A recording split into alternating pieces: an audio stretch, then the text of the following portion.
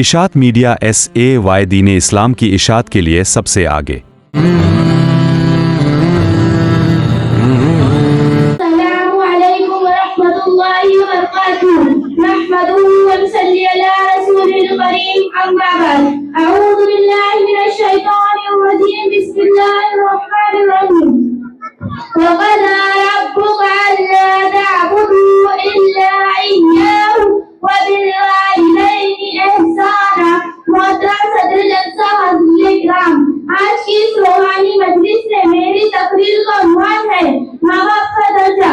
دعا کریں اللہ تعالیٰ خود اخلاص کے ساتھ بولنے اور آپ سب کو استعمال کرنے کی توفیق عطا فرمائے۔ تقریر شروع کرنے سے پہلے ایک شعر سماعت فرماتی ہوں۔ اے دیا ماں باپ کے سائے کی ناقدری نہ کر، اے دیا ماں باپ کے سائے کی ناقدری نہ کر، دھوپ کاٹے کی وجہ سے جب سدھ بن جائے گا۔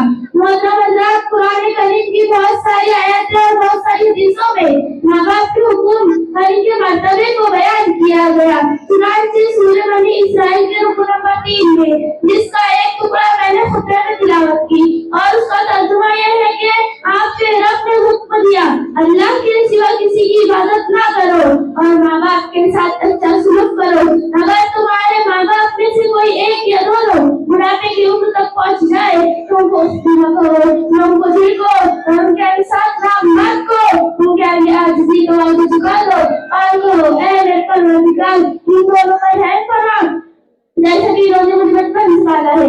محترم حضرات، ایک دوسری حدیث میں حضرت محمد صلی اللہ علیہ وسلم نے ماں باپ کے حقوق اور ان کے مرتبے کو اس طرح بیان کیا کہ جو اولاد اپنی ماں باپ کی طرف محبت کی نظر سے دیکھتی ہے، اللہ تعالیٰ ان کو ایک مقبولیت کا ثواب فرماتے ہیں۔ آخر میں دعا کریں اللہ تعالیٰ ہم سب کو ماں باپ کی فرمانبرداری کرنے والا بنا۔ آمین۔